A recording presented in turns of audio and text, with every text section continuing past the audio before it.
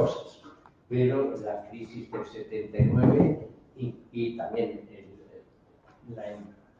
la entrada del neoliberalismo, sobre todo a través de Estados Unidos y de Gran Bretaña, incrementaron este proceso económico de la Unión Europea. The first step was the Single European Act in 1986, and the second, and most important, the Maastricht Treaty in 1992, which supposedly established a European Union with a supposedly social charter, not signed only by the UK. Que luego en 1990, bueno, en varios encuentros que hubo europeos, sobre todo en Maastricht, cuando ya se fundamentó la Unión Europea, con una carta social que solo no fue firmado por Gran Bretaña. This treaty, through its criteria of convergence, not of welfare or of wages or of full employment or of social benefits, but of percentages of public deficit and debt over each country's GDP and of the rates of inflation. Y esa convergencia lo que llevó no es tanto a realmente incrementar o mejorar el bienestar de la población o mejor empleo más justo y una vida más digna, sino que se centraba en reducir el déficit público y también la integración económica para mayor beneficio. Had and still has neoliberalism in its DNA. Y este proceso sigue teniendo el neoliberalismo en su DNA. And this can be proved by reading or following the history after Maastricht in 1992 with the treaties of Amsterdam in 1997, of Nice in 2001, and of Lisbon in 2007, which have exactly the same orientation.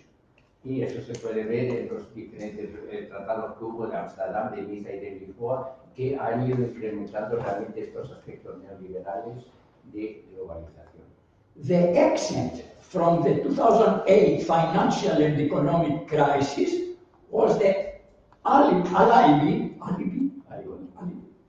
for an acceleration of authoritarian and democratic neoliberalism in the EU.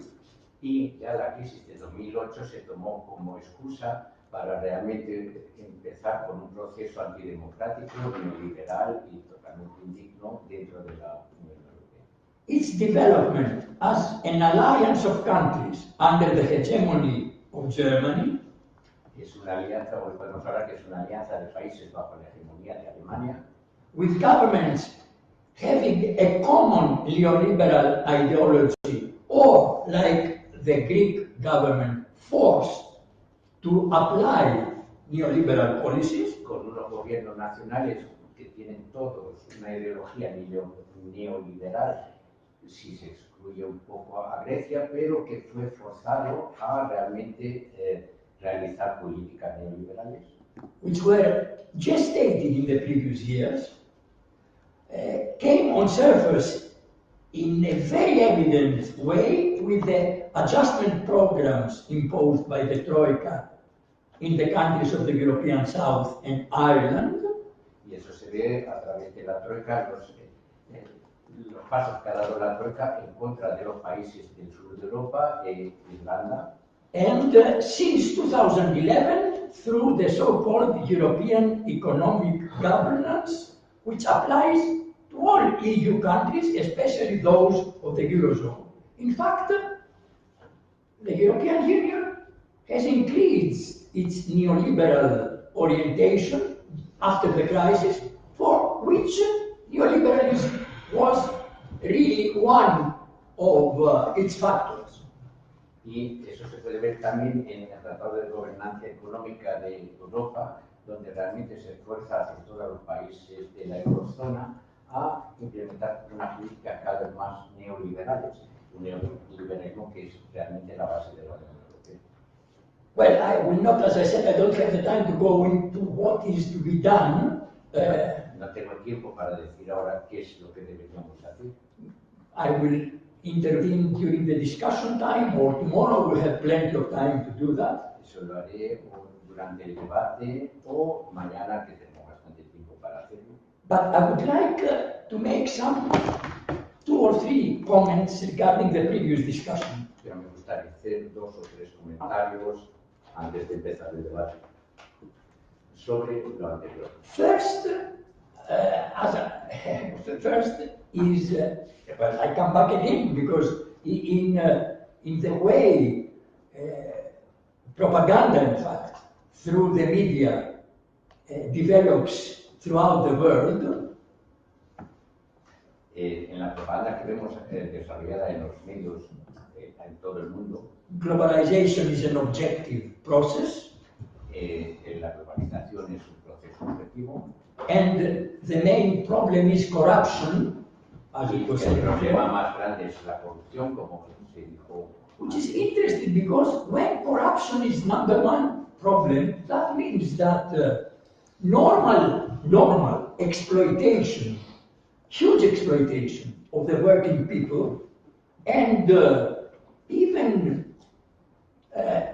tax havens, and even transfer pricing between transnational corporations, which take resources from the countries of the South, are a normal and correct way of doing business. Y si vemos que realmente la corrupción es el problema número 1, eso da de entender que la explotación de la clase obrera, de la gente que gana cada vez menos, incluso la explotación de las multinacionales, de recursos naturales de los estados y no solo naturales, como si fuera algo normal, que es la forma en la que se deben hacer las cosas. And now, two more points. One, I believe that apart from Gramsci and who else was it? Laclau. And no, it was Laclau. No, Yeah, it was Foucault. And Foucault. Apart from Laclau, Foucault, Eh? Kant. Okay. well, I would not go so much with Laclau, but I suggest that we might also try to read again Nikos Poulantzas, not because he was Greek. In fact, he was not Greek. He was living in France, and I'm not any kind of proud Greek nationalist. What was his name? Nikos Poulantzas, who is known in some circles in Latin America, especially was very well known during the 70s. Well, the University of Chile still has a progressive caucus which makes yearly sessions, yearly conferences on Poulantzas. Creo que aparte de Gramsci, Foucault y Laclau, también deberíamos leer a unos otros teóricos como Nikos Poulantzas. Y no lo digo porque yo sea griego y él haya sido griego, no tiene nada que ver con nacionalismo. Yo creo que Poulantzas, sobre todo en Latinoamérica en los años 70, tuvo una gran influencia y era muy conocido. Because when I said at the beginning that globalization and regional integration are related to states' decisions, porque como dije al principio, que la globalización y la integración regional se determina a través de las decisiones de los estados nacionales. what in fact I am saying, or rather what Poulantzas is saying, is that these decisions are the result of social struggles within each state. Struggles in which there are different alliances between capital and fractions of capital, but also of subaltern classes. Y lo que dice Poulantzas, o lo que digo yo también, es que el resultado de estas decisiones nacionales proviene de las luchas sociales que ha habido dentro de esos estados, y alianzas que ha habido en esas luchas capitalistas, bueno, el capital con el capital, pero también con capas subalternas capas porque hay sus papeles. So, in our effort to change globalization and regional integrations, we should never forget that we must try to win the hegemony of our ideas, first in our own countries, then take the government if possible, and at the same time try to cooperate with other countries in which the same process is taking place. This is the way in which I believe that the dialogue between Latin American and European think tanks, in which Transform is part of them and completely available for cooperation, is really important.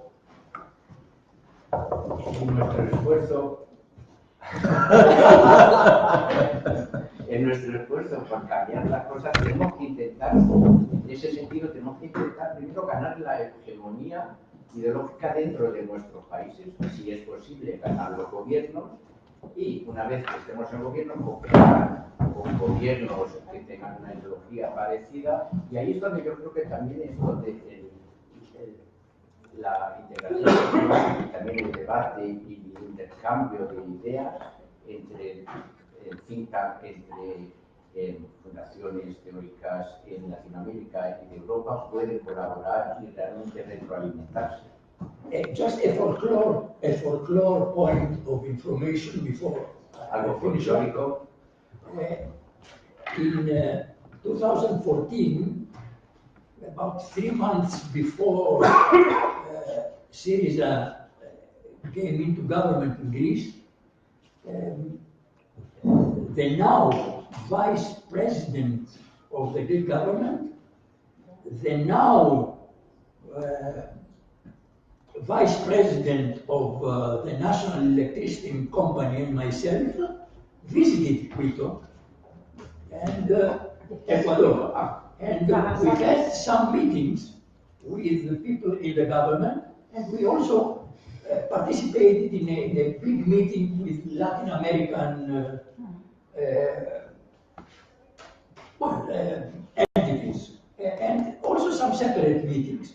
The result, which came out of it in Greece, was a copying of the big ministries that Korea had by the first government of Syriza. I don't think that it was very successful, but I just say that as a point of information.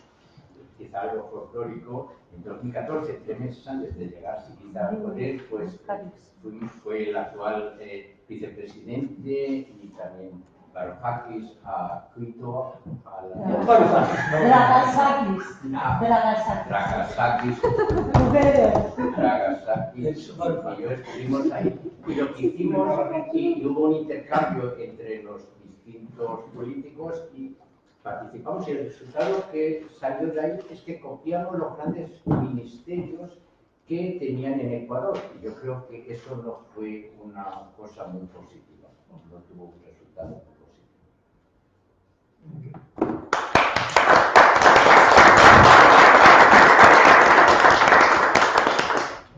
Muchas gracias a Isabel por la exposición.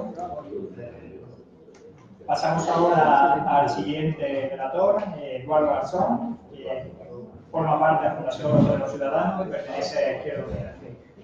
Muy bien, muchísimas gracias. Voy a intentar atenerme al tiempo establecido y voy a empezar haciendo un resumen sobre mi exposición, porque quiero también hacer un análisis, un diagnóstico de la situación, como ha hecho Haris, desde mi punto de vista, claro, y terminar proponiendo pues, 4 líneas de actuación que creo que la izquierda transformadora debería llevar adelante para orientar la globalización hacia nuestros deseos.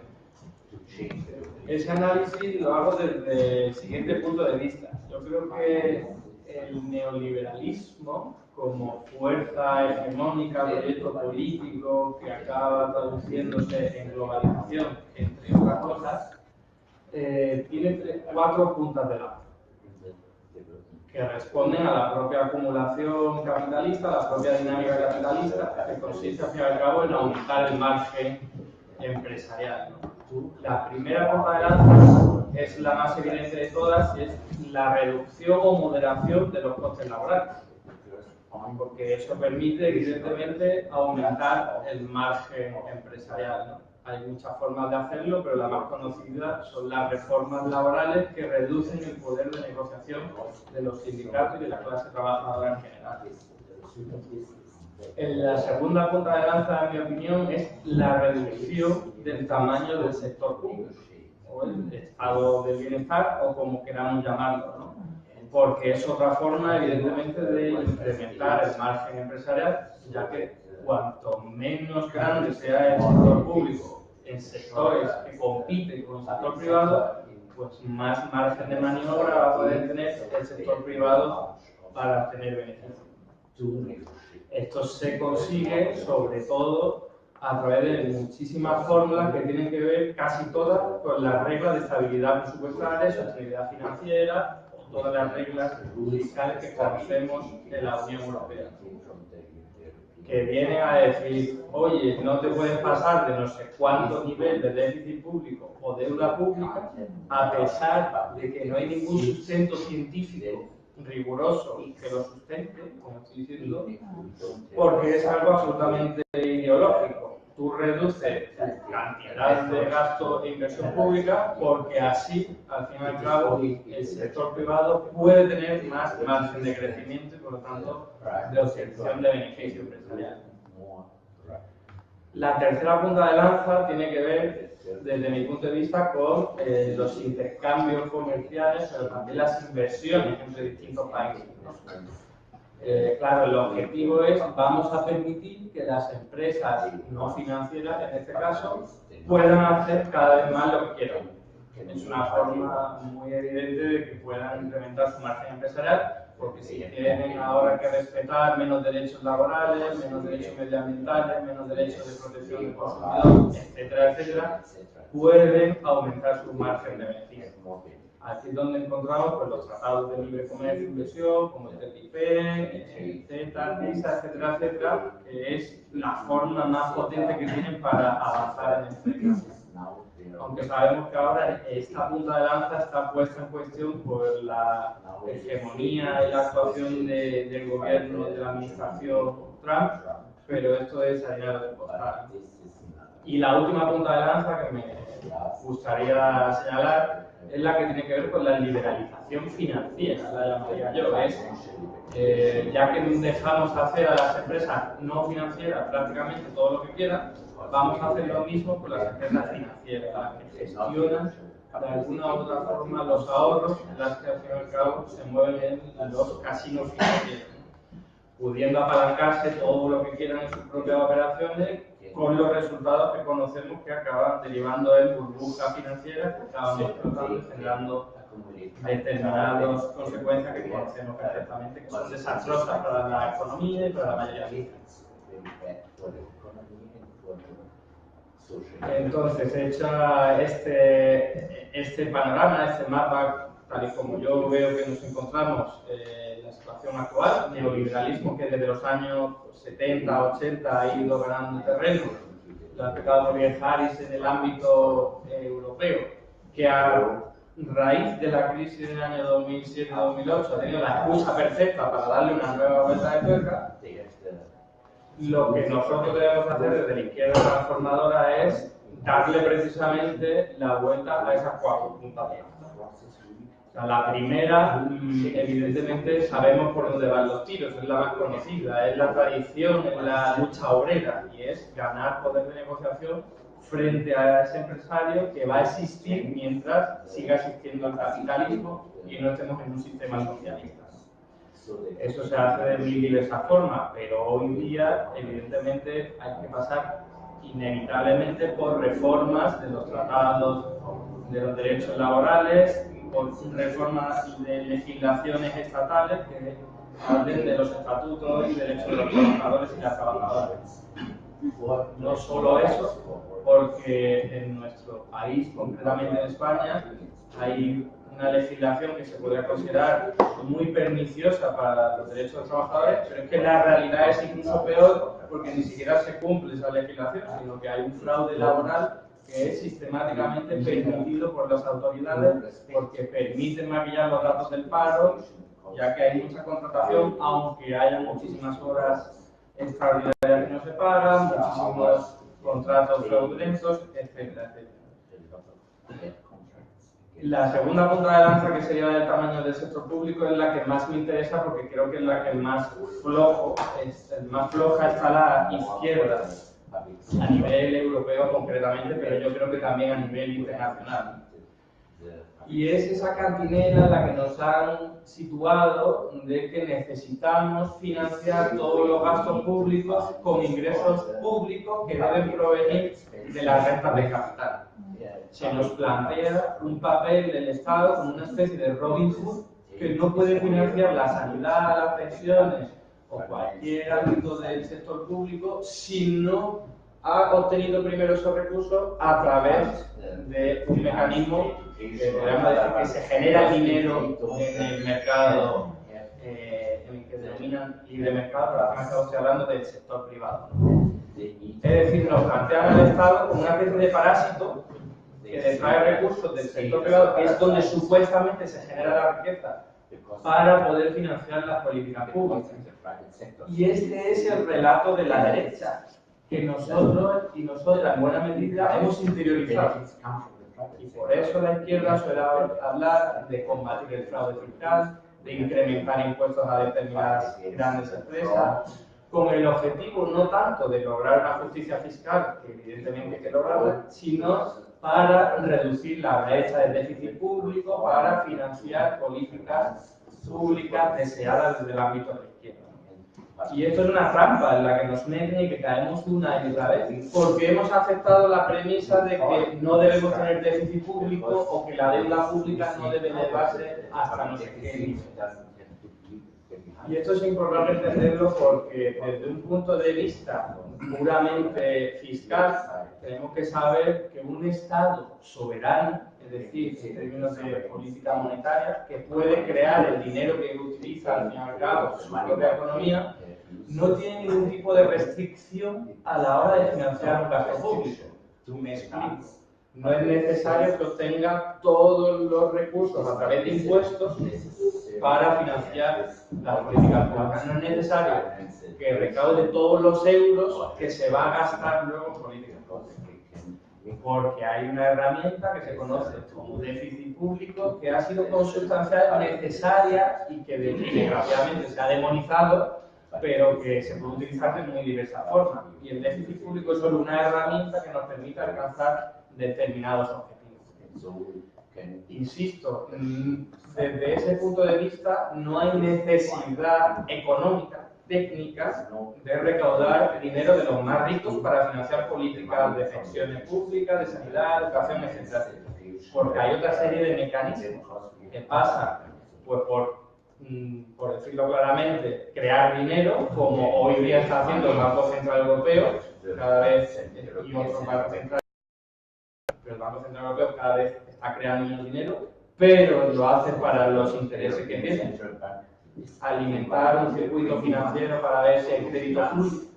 Pero ese dinero se podría haber creado también para financiar políticas públicas.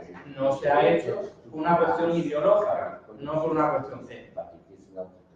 Entonces, desde la izquierda debemos reivindicar, pues, si no la soberanía monetaria del Estado o región en concreto, sí al menos el apoyo de un banco central que siempre va a tener la posibilidad de financiar todos estos gastos públicos. Y por lo tanto, no tener miedo frente a esas limitaciones de déficit público o de deuda pública. Porque lo importante no es tanto esos indicadores, que son el resultado ni más ni menos que de la actividad económica. Por eso en crisis económica el déficit público se dispara y por eso cuando hay auge económico pues se reduce. No es muy discrecional por parte de los gobiernos. Y ahí hay que entender, evidentemente, que hay que romper con esas reglas fiscales, porque hay muchos partidos que se consideran, partidos políticos me estoy refiriendo, que se consideran izquierda antineoliberal, que han comprado estos argumentos y nos encontramos con muchos de ellos que dicen vamos a reducir el déficit público aunque sea más lentamente. Dan un paso de progresismo diciendo, oye, es verdad que el déficit público no hay que reducirlo de buenas a primeras, pero hay que reducirlo, lo cual es una premisa que nos ha incorporado la derecha y que, insisto, mucha gente se ha creído. El déficit público es una herramienta que han utilizado todos los países del mundo para financiar su política pública y para desarrollar.